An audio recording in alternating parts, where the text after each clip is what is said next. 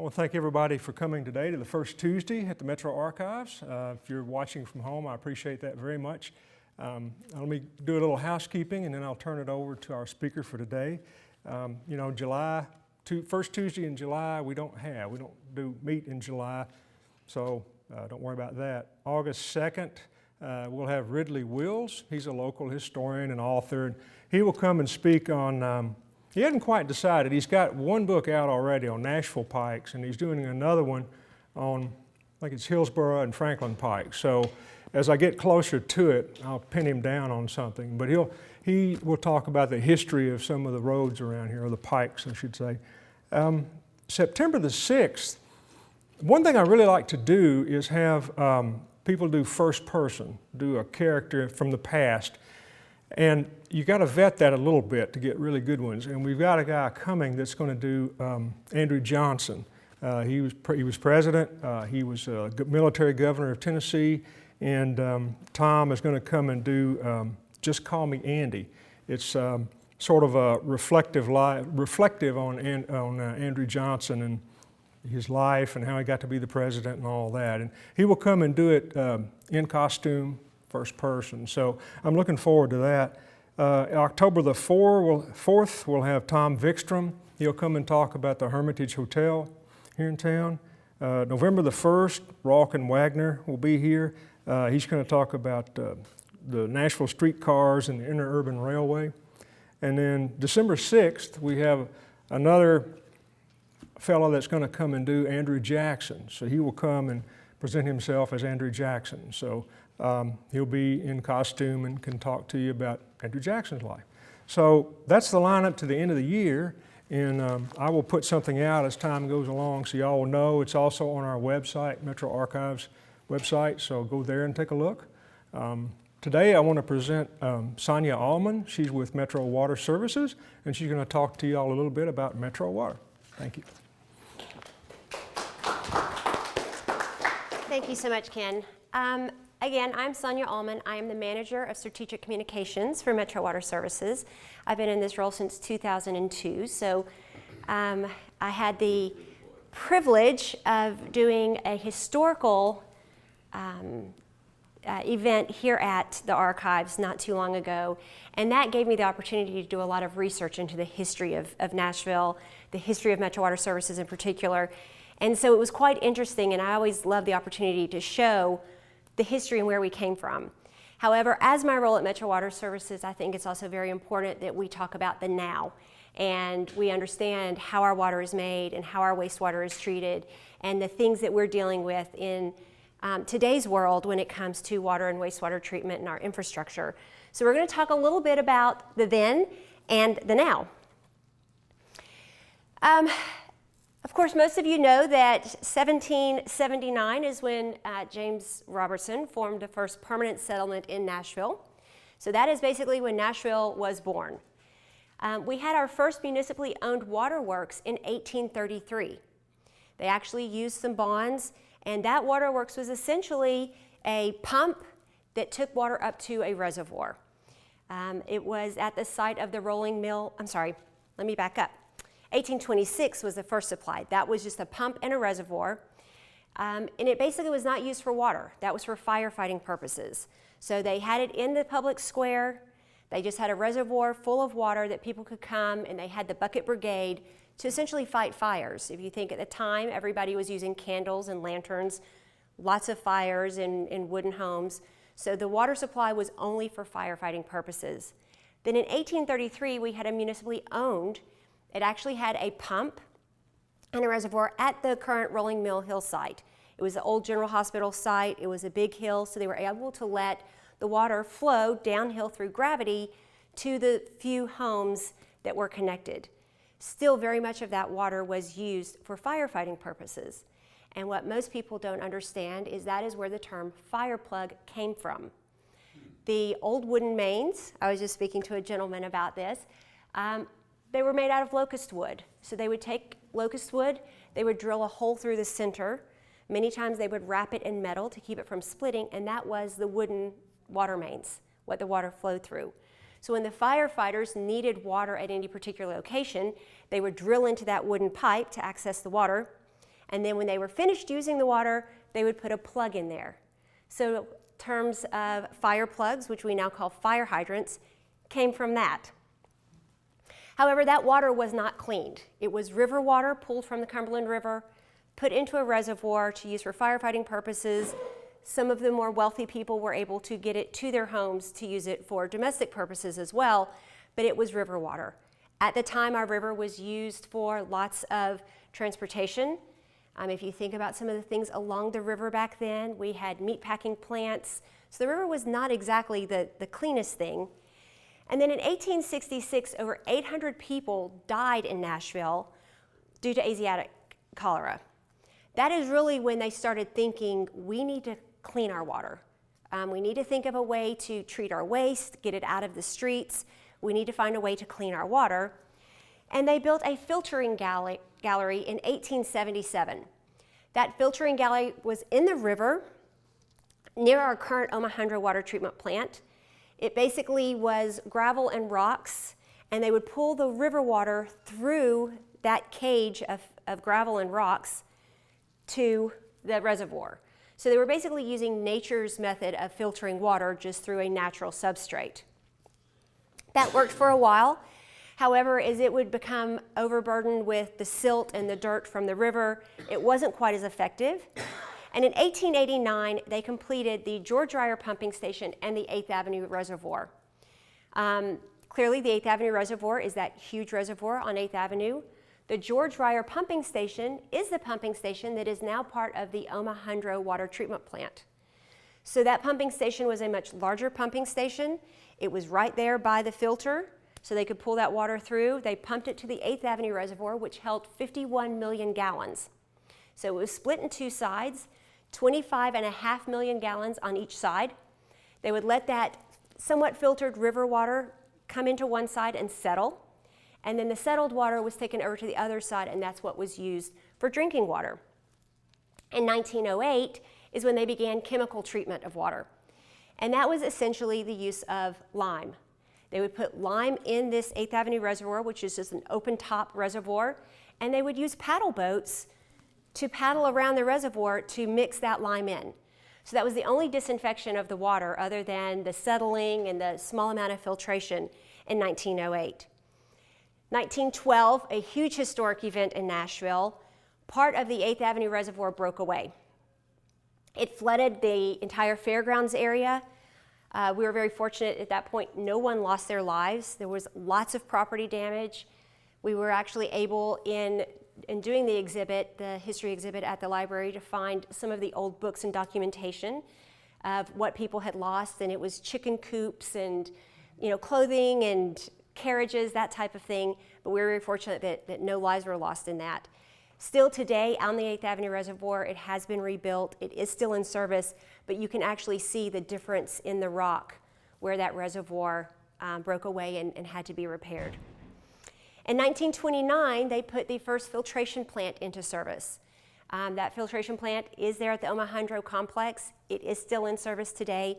So that was the first time they actually started truly filtering the water and pushing the water down through a filter to clean it. And then what many people don't realize is we did not have sewage treatment in Nashville until 1958. 1958 is when the central wastewater treatment plant was built. Prior to that, all of the sewage in Nashville went straight to the Cumberland River. So when you look at a map of Davidson County, we have lots of creeks and streams, lots of waterways, but right in the downtown area, there are none. And that is because those creeks and streams were bricked in to become sewers. Sewage is always going to flow to the lowest point. Water and sewage flow downhill. So those creeks and streams is where all of the sewage from the streets and from the outhouses and privies would collect. So to protect the city from that nuisance, they then just bricked them over, turned them into essentially sewer conveyances, and that went directly to the river. 1962, the metropolitan government was formed. Metro Water Services became a metropolitan thing, and here we are today. So we are a metro enterprise operation, meaning that we are funded through our water, sewer, and stormwater revenues. We do not get tax monies. which many people think that we do. So we fully support ourselves in the operating and treatment through the revenues that we get from the water and sewer and stormwater. Our leadership organization, we have a director, Scott Potter. We don't have a board. We answer to the council and the mayor. Then under the director, we have accounting, administration, and communications, where I am. And then we have various departments: customer service, engineering, operations, stormwater, and system services. Our customer services division doesn't only do billing. They do meter reading, repairs, maintenance, the collections. We do have a 24/7 phone line, so people can call in any type of water main or emergency. And we get approximately 65,000 calls per month. The information system is also over in customer service. So what people don't think about is we are constantly getting calls, questions about water, questions about the bill, reporting issues, establishing service. So we get lots of calls over there at customer service. Our water source is the Cumberland River, and the Cumberland River is where everything starts. So part of Metro Water Services is we want to protect the river, we want to maintain the river, we want to make people aware of the river. We're fortunate to have the Cumberland River in Nashville. We have 15 billion gallons of water per day flowing past Nashville.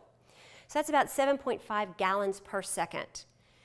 Nashville has only had to restrict water use one time, and that was during May 2010 when we had the flood. And it was not because of a lack of water, it was because we lost our K.R. Harrington water pumping station and treatment plant to the flood. So unlike other cities, Atlanta and especially out in California, where they have water restrictions and scarcity of water, we're very fortunate that we have a very abundant supply here. But that means that we also still need to respect it. We don't ask people to conserve water as much, but we do ask them to use it wisely. We have two water treatment plants: the Omohundro Water Treatment Plant, which is essentially the George Ryer pumping station and that filtration building that was built. That pumping station was built in 1889, like I said, and it is in use today. As a matter of fact, during the flood, it is the one water treatment plant that did not flood, and part of that is because it was built before the dam. So it was built in an area that was already higher, so when we had our May 2010 flood, we came very close to losing it. If the rain had continued, we were probably a good 1.5 inches away. We had inmates there sandbagging it. After losing K.R. Harrington, it was particularly important that we, sandbag and maintain Omohundro. And then K.R. Harrington was constructed in 1976. They both have a 90 million gallon per day pumping capacity, which is another bonus to Nashville in that during the flood, when K.R. Harrington was lost, we were still able to provide the city with water. So our average usage is typically around 110 million gallons per day. So as long as everybody was just a little bit more mindful, we have that redundancy. So we can actually, take one plant down for maintenance or repair, or in the case of an emergency like the flood, and still provide water to Nashville. So we're fortunate in that aspect as well. The treatment process itself, we screen the raw water. The raw water comes from the Cumberland River into a screening tower. It has moving screens. It keeps the sticks and the leaves and the fish and everything else in the river out. That is the only point that we can put water back into the river. Once it comes through that facility, we have to treat it as drinking water and send it out, or waste it as wastewater. So from this screening facility, it goes into a coagulation basin.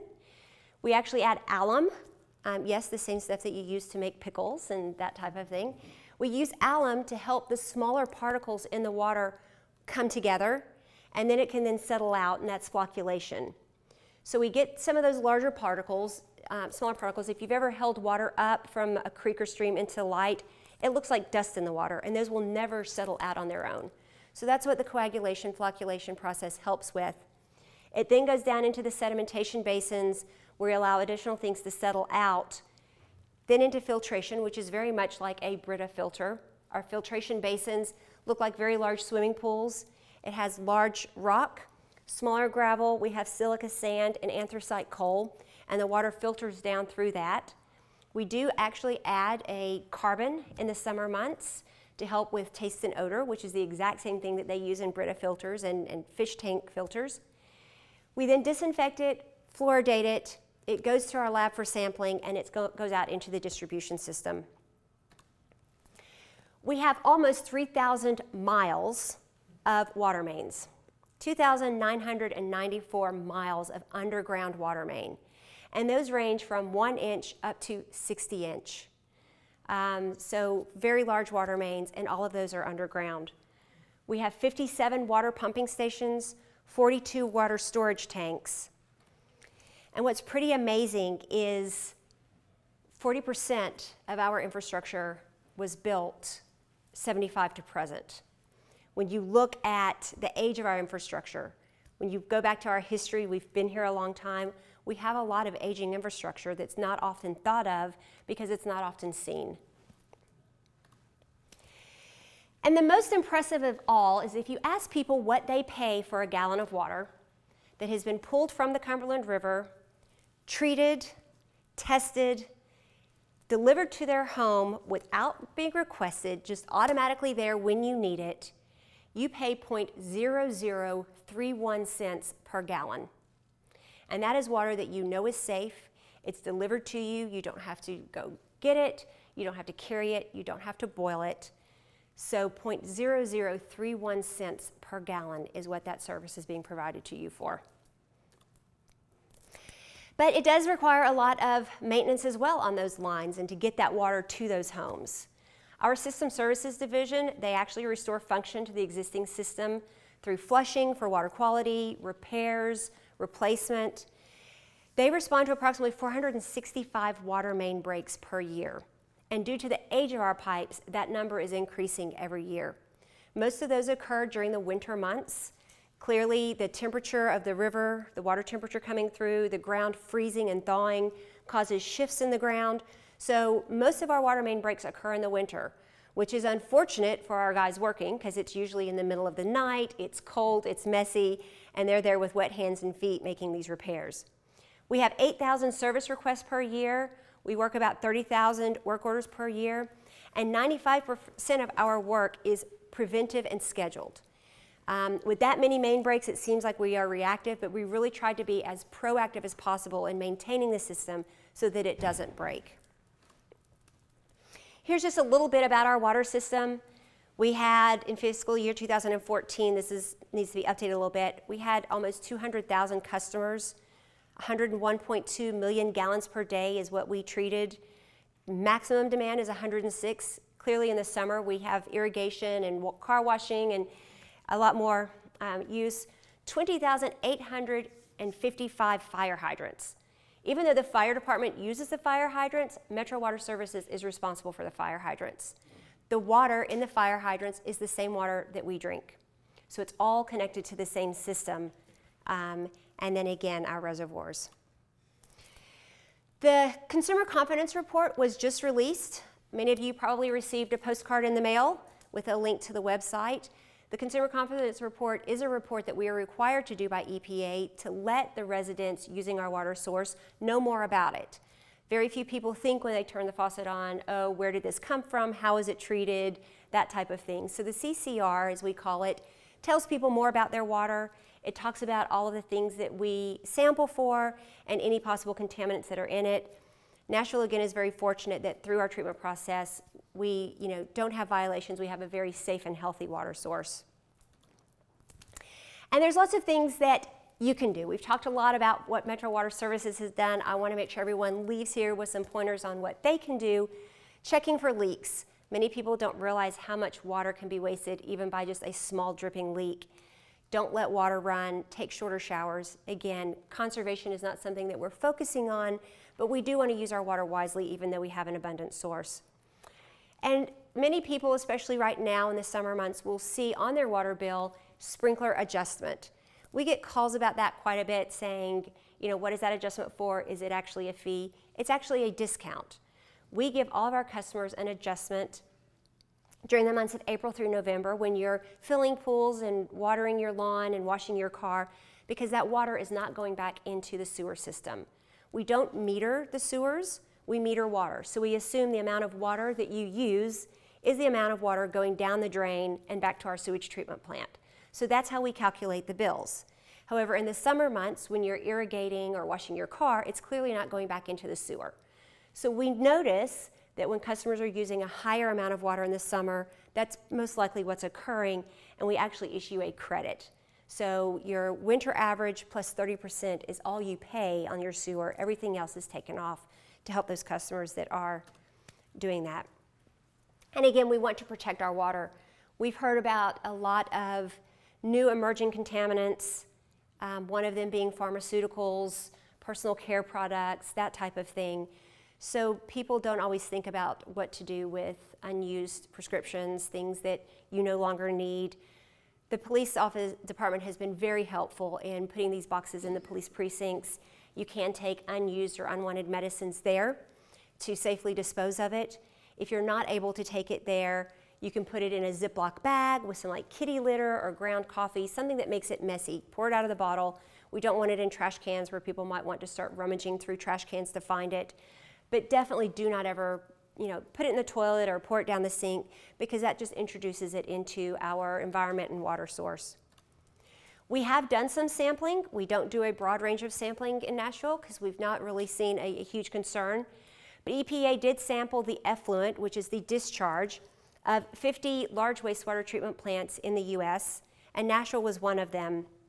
And they were testing for hormones. And as you see, Nashville was actually very low. We had less than 5 nanograms per liter. Those two arrows show where Nashville was in comparison to the other sampling sites they had. So we were actually on the very low end, which is very good news for us. And then TDEC, just a couple of years ago, sampled the raw water at the Omaha Water Treatment Plant as it was coming in for various pharmaceuticals, and found only a trace of caffeine was the only thing they found. Everything was non-detectable. So that made us very good to know that our water source is good. We don't have a lot of people disposing of medicines and hormones and going back out into our waterways. And because it is such a hot topic, I thought I would mention lead as well. Unlike Flint, Michigan, Nashville has got a moderately hard water source. Soft water is much more aggressive, and water does not have lead in it in the environment or when it leaves the treatment plant. Lead is introduced into drinking water by leaching the lead from plumbing materials. So we had lead service lines, which were used widely, many, many years ago, lead soldering even in copper pipe, and so lead can be leached out of those plumbing materials. Metro Water Services for many years now has had a very aggressive corrosion control program. We feed a corrosion inhibitor, and what that corrosion inhibitor does is it actually forms a lining on the inside of those pipes. So it's not only protecting the pipes in Metro Water Services system, but it also helps provide that coating on the pipes of private internal plumbing. So in businesses and in your home, even if you have copper pipes with lead soldering, you're still receiving that same amount of protection. We do sampling in homes, in areas that homes were built prior to 55, where we know it was very typical to use lead service lines, or in homes that we know still have a lead service line.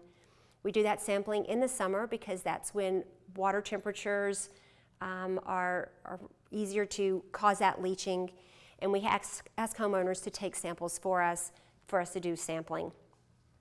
We are actually very proud to say that our results show that our program is working.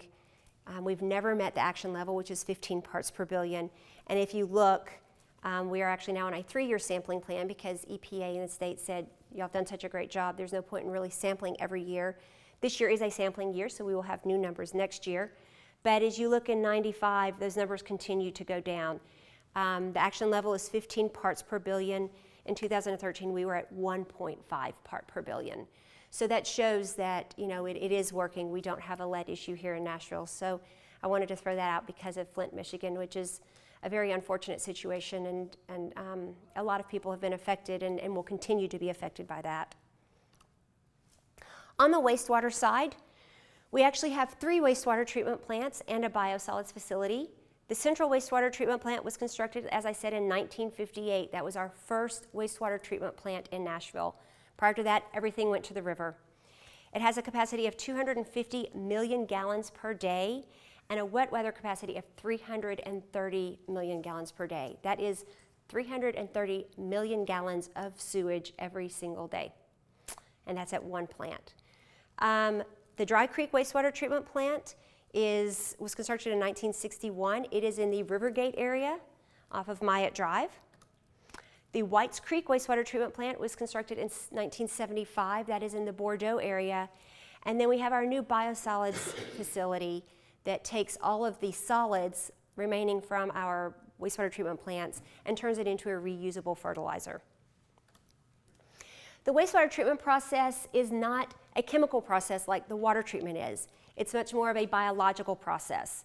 So we have grit removal that removes the sand and gravel and that type of thing. It then goes into primary clarifiers and then into aeration basins. The aeration basins is where most of the work occurs. It's basically a big tank. For lack of a better word, we have bugs, we have macroinvertebrates in there, and those bugs eat the organic material in the waste. We give them air. So essentially we have all of these bugs, we're giving them a food source and an air source, and they're happily eating and reproducing and doing what bugs do. And that's what does most of the cleaning of wastewater. It goes into a secondary clarifier and disinfection, and then it's discharged to the river. The water that we return to the river after being used is actually cleaner than the water we pull from the river before we treat it for drinking water. So through this whole process, we're actually helping improve the Cumberland River as well. As I said, the history, we did not have a treatment plant until 1958, but the original collection system was begun in the 1800s. That's when they took the creeks and streams and carried everything, rainwater, sewage, all of it, to the Cumberland River. So because of that, we kind of have two separate sanitary sewer systems. We have the sanitary sewer system that is the newer pipes that carries only sewage to the treatment plant, and we have a combined sewer system, and that's the older pipes that were designed to carry rainwater and sewage to the river. Those were in 1958 turned, and instead of going to the river, they were blocked off and taken to the sewage treatment plant. However, as you also may have heard, there are times that we have what we call CSOs, combined sewer overflows. And where that turn occurs and goes into the treatment plant, it actually has basically a weir or a wall. When we have heavy rainfalls and it exceeds the capacity of those pipes, instead of going to the treatment plant, some of it does go over. So that's when you hear about CSOs, combined sewer overflows, or combined sewer. It's because a large portion of our system, particularly in the downtown area, some of the Vanderbilt area, still carries stormwater and rainwater, typically to the treatment plant, except for when we have extremely heavy rainfalls. The fortunate part is at that point it's diluted. It's got so much rainfall in it that it's highly diluted, so it's not impacting the river as much. Nashville is currently under a consent decree, so we are working to eliminate those combined sewer overflows. We've eliminated quite a few of them already. We're continuing our work. And then also doing work on our sewer system as well to upgrade it and to fix some of the issues with the aging infrastructure that causes overflows into our environment. So in the wastewater collection system, we have 2,800 miles of sewer mains from 8-inch to 84-inch. So an 84-inch brick sewer main can basically have a car driving through it. That is the older system in the downtown area. We call it the First Avenue Tunnel, and it really is large enough for a car to drive through it, and it carries stormwater and sewage. We have about 220 miles of combined sewer remaining. Those are typically up to 16.5 feet that then dump into our larger ones. And we have 115 sewer pumping stations, because again, sewage wants to always flow downhill just like water. We've got to pump it to get it to where we need it to go. And much like water, we have an aging sewer infrastructure as well. So, the water pipes and the sewer pipes definitely all need some attention. And sewage costs twice as much to treat as water. So we often get calls saying, why is my sewer bill? There must be a mistake. But when you think about the water treatment process, it's a lot easier than the sewage treatment process. Regulations on sewage, when you think about sewage, we're not only talking about what goes down the toilets or down your sink at home, but we have hospitals, we have industry, we're dealing with, all types of waste. So that's a lot of things that we have to really monitor in addition to the emerging contaminants. you know, things that are being introduced into our system. So it costs twice as much. The base charge is twice as much, but even then, a gallon of sewage being treated is 0.0066 cents. And I think most people would much rather pay that 0.0066 cents to have it sent away and treated somewhere else than to have to keep it themselves and deal with it themselves. Again, maintenance. System services, just like the water side, does maintenance on the sewer side. 7,000 service requests per year, 15,000 work orders, and again, we try to be very proactive and preventive in our maintenance. And as you see, we have 198,119 sewer customers. We have more sewer customers than water customers because we actually receive sewage from Hendersonville that has their own water treatment plant, the Hendersonville Utility District. We receive the sewage from Madison Suburban Utility District, so they provide water, but they send us all of their sewage. So not many people want to be in the sewer business, so most of it comes to us. And again, as things change, we're constantly finding new things that we have to battle. And our biggest challenge now in the sewage plant are the disposable wipes. Everything seems to be disposable nowadays. We've got, you know, disposable cups, disposable plates, disposable water bottles, but the end thing are disposable wipes. You have the Lysol wipes you can wipe your countertop off with, the Windex wipes you can clean your mirror off with, the baby wipes, the hand wipes, and many of them are labeled and advertised as flushable. And essentially what that means is when you put it in the toilet and hit the lever, it goes away. What happens though when it gets to our sewage treatment plant is they don't break down like toilet paper breaks down. Toilet paper is designed to, when it comes in contact with water, it kind of gets all mushy and just gets, you know, completely broken down. These wipes do not. If they do anything at all, they begin tearing. And in our treatment plant, we have lots of moving parts and chains to keep everything moving along. And these wipes actually become stringy rags that just wrap around things. And what has to occur is we have to stop the process, send a person manually into the sewage basin after it has been drained clearly to manually cut these away and tear these away. So that's what happens when they get to us. There are also times that they don't even make it to the sewage treatment plant, and they get hung up on roots that may be in a sewer line or on grease or some other minor blockage and cause major blockages. So again, one of the takeaways is I would like everyone to put those in a trash can. Do not put them in the toilet. And also don't ever put fats, oils, or grease in your sink. Again, many people are like, if I just run water, hot water, it flushes it down. Eventually it gets to a point where that hot water is not flushing it. It gets to a point where it solidifies. And if you're doing it and your neighbors are doing it, before you know it, your neighborhood is going to have an issue with backups. In 2002, the Stormwater Division moved from Public Works over to Metro Water Services. The stormwater functions are plan review for new development, water quality in our creeks and streams in the river, master planning, and maintenance. And we did it so that we could be a one water department. Clearly, stormwater was at Public Works. They're concerned about the water quality in our creeks and streams, but so was Metro Water Services. So Metro Water Services was sampling, the Stormwater Division was sampling, so it was all brought into one house. So we are really looking at one water. The creeks, streams, river, as it comes in as water treatment and as it goes back out as wastewater. So the Maintenance Division, they restore function to the existing system, which is ditches, culverts, all of the pipes that carry stormwater and convey it to our creeks and streams.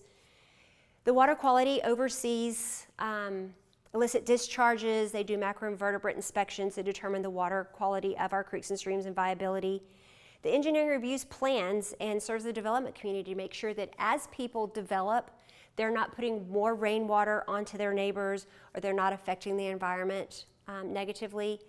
And then master planning is our capital construction projects. They actually replace segments of drainage or install drainage. In many areas, neighborhoods were built without ditches or adequate drainage. As I said, this is our map of Davidson County showing all of our creeks and streams. We have 2,478 miles of stream in Davidson County. If you'll notice that center area where downtown is, there aren't any of those little small blue lines because that's where the creeks and streams became sewers.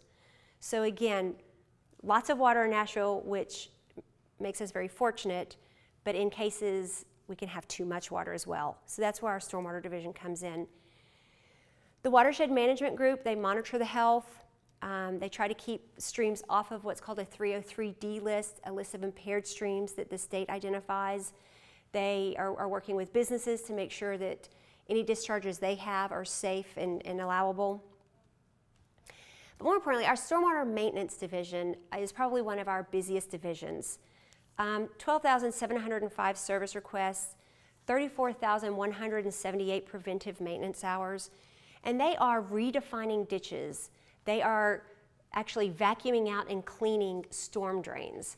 What many people don't realize is the storm drains, the metal grates along the edges of our streets, take rainwater directly to a creek or stream. They do not take that to a sewage treatment plant. It goes directly to our creek or stream.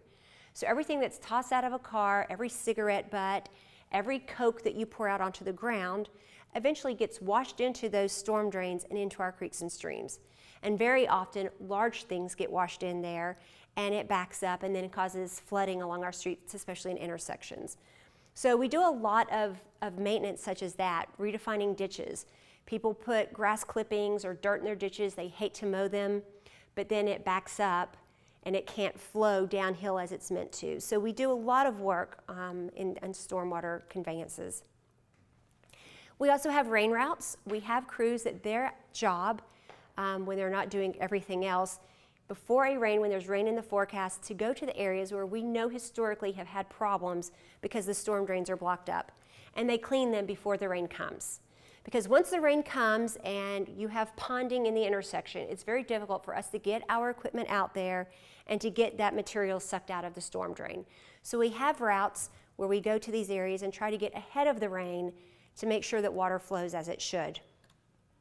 We also do street sweeping, which many people don't think is a function of Metro Water Services, but it leads to water quality and keeping our infrastructure, protected. So we sweep 21,000 miles of streets every year. Lots of debris removed from these streets. It's amazing the things that people throw out of their car windows or let fly out of the beds of their truck on a daily basis. But we're doing our best to keep all of that picked up and out of our creeks and streams. But stormwater maintenance doesn't do everything. We get lots of calls from people saying, we want you to come remove vegetation along my ditch or along the stream. There's a tree that's fallen, we want you to come cut that down. And a lot of that stuff is really a private property issue. If that tree has fallen and it's affecting our infrastructure or is causing flooding, we can. But if it's just a nuisance to the property owner because it fell and they want to get it cleaned up, that's really a homeowner responsibility.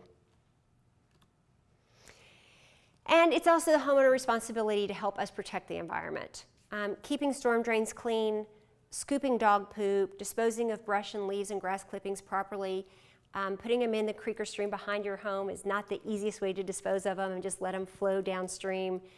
We ask that you not put them in the ditch waiting for chipper service to come pick them up because as soon as it rains, they get washed down. So put them either in front of or behind your ditch so that chipper service can get it and really help us in keeping all that out of our creeks.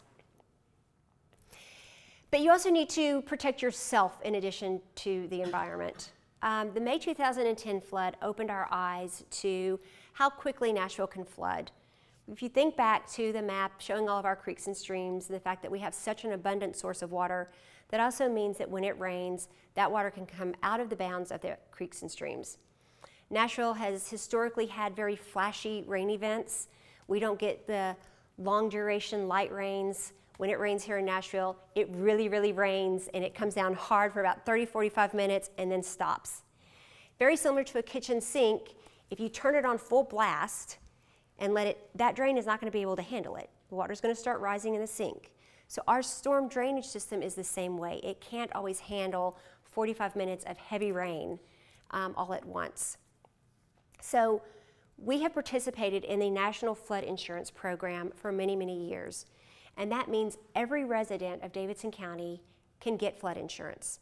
It doesn't matter if you live at the top of the hill, at the bottom of the hill, if you live in a floodplain, if you're nowhere near a floodplain, every resident of Davidson County can get flood insurance. Because of our participation in that program as well, all of our residents can get a 10% discount on their flood insurance. And your insurance is based on risk, not how many claims you've had, but on the risk. And risk really needs to be assessed not only if you're in a floodplain, like a designated flood area, but how close you are to a waterway. There are many areas of Nashville that have not yet been studied and are not in a designated flood area, but if you know that every time it rains, the water comes up into your yard, or if your neighbor's in a designated floodplain, water doesn't always know where that line is. Water doesn't know where it's supposed to stop or where it's not supposed to go. So really consider getting flood insurance if you do live close to a waterway, or if your home is in a low-lying area, lower than the street or lower than all the other homes in your neighborhood. And that is pretty much Metro Water Services in a very quick nutshell. If anyone has any questions, I know I went through a lot of information really quick. I'll be happy to answer any questions or provide more information on anything that you might. Does the flood insurance apply to David County, where it's the urban services versus the general services? It does, urban services versus general services. What it does not apply to are our satellite cities. So Goodlettsville, Berry Hill, the satellite cities that have their own councils and boards and government, it doesn't apply to them because they don't participate in the National Flood Insurance Program, but it does not matter if you're in general services or urban services. Now, if you're in a condo complex or something, is that the homeowner's responsibility, that the management of the homeowners? It would be, are the individuals? that is actually a good question. I believe the individual can still get insurance, and I can actually get your information and I can find that exact answer out for you and get back to you. What's your plan as far as the future for a replacement of the old infrastructure? I mean, what's the vision on that? We do have master planning, and we kind of look out 5 years, 10 years, and 20 years, especially with the growth in Nashville, because as you know now, we've got cranes everywhere, lots of growth. So not only replacement of infrastructure, but also capacity and availability to make sure that we have adequate water treatment facilities and adequate pipes. We do try to replace a certain percentage. If you recall, the last rate increase Metro Water Services had was back in the 2009-2010 era, and that was the first rate increase we had had in 12 years.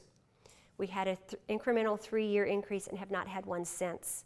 So, you know, that kind of factors into the, as funding is available, we replace. We do a lot of maintenance and a lot of inspection on our pipes to see. One thing we don't want to do is replace pipe just because it's old.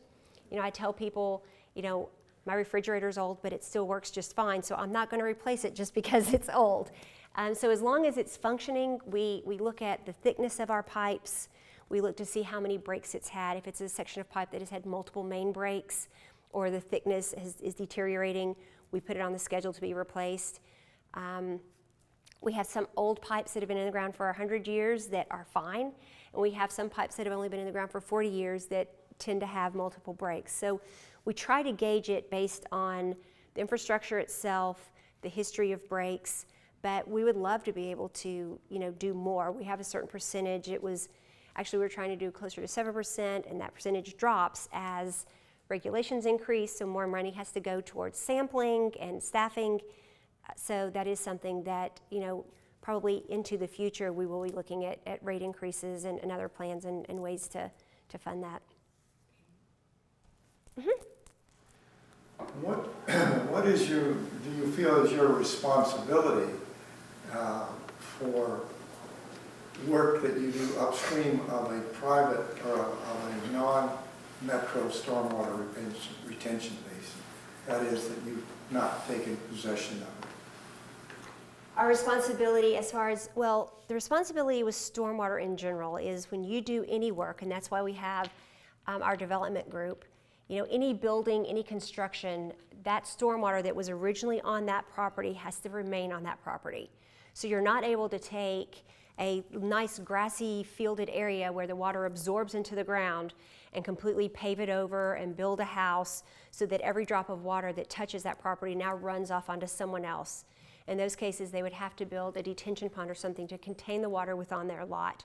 So, you know, that is part of our, you know, our stormwater development guidelines, that everybody has to maintain their water as far as development. Stormwater retention basin built in 1980 on private property with significant upstream contributions, and that that Metro goes in and constructs a bypass which decreases the time of concentration. Okay. When does your responsibility kick in to assume responsibility for the damage that your construction has caused in the privately held, because it's not necessarily. Right. Well, typically, any project is designed and is planned. In this instance, I don't think I could answer your question here. I'd have to get with our engineers and look at the plans to see what has occurred, what needs to occur, how the flow goes. But we do have pretty stringent stormwater guidelines that development has to abide by, that Metro Water Services and other Metro departments have to abide by as well. So, but I'll be happy to get you in touch with some of our engineers and in the development group to discuss that with you. So, Ken, did you have a question? So, yeah, Sonia, so the Cumberland River is still our primary source or our only source? Our Do we only use any of the source. springs or anything like that? Nope, our only source. The Omohundro Water Treatment Plant pulls water near where Shelby Park is. So right there in that area is where the Omohundro Water Treatment Plant is. It's across the river from Shelby Park. And the K.R. Harrington Water Treatment Plant pulls water at the confluence of the Stones River and the Cumberland River. So the Cumberland River is our only source. Again, the benefit of having 2 treatment plants and 2 separate intake locations is we are able to monitor the quality of the river, and if there were a barge accident or a spill, we can actually shut down the intake at one location and pull water from another location. Nashville has a blended water source, so we don't have half of the city getting water from Omohundro and half getting water from K.R. Harrington. In those large 60-inch lines, we basically have 2 water treatment plants that are pushing water into that 60-inch pipe from 2 directions. That's essentially the trunk of the tree, and then you have the branches and limbs and our distribution lines going out from that. So it is a blended water source, but all of the water comes from the Cumberland River. And then by what the gentleman was saying, then do you have a kind of a presence for a voice when people come to the table with different development ideas or whatever? Do you guys have representation there and say, okay, you're suggesting this, now what are you going to do? We do, actually. We are part of, plan review. Stormwater has an office in the Metro office building where the development offices are. So along with, planning and codes and all of that. So we do look at all of those plans. As far as the stormwater side, we have a stormwater management committee. So when people come with specific ideas, especially like low infrastructure development or new ideas, we have a committee that's outside of Metro Water Services that reviews that and then gives their suggestion on whether this should be allowed or not, or whether it's going to impact the environment or not. There are lots of things that, the plans say this, or the guidelines say this, and the regulations say this, but because of the size of the lot or the way it's laid out, it's not really feasible. So if the developer can come to us and say, okay, I can't do it the way you've suggested, however, I can meet the same criteria and reach the same goal doing it this way, and they can prove to the committee that that is indeed the case, then very often they're given variances. Do you have veto power on anything and say no? What the committee does is basically gives us a recommendation. So if it's something that our engineers, have a reason to believe or can show that that is truly not going to work, we can. But mostly it's about making sure that we don't have new development causing flooding on someone else or new development that's causing an impact to the environment.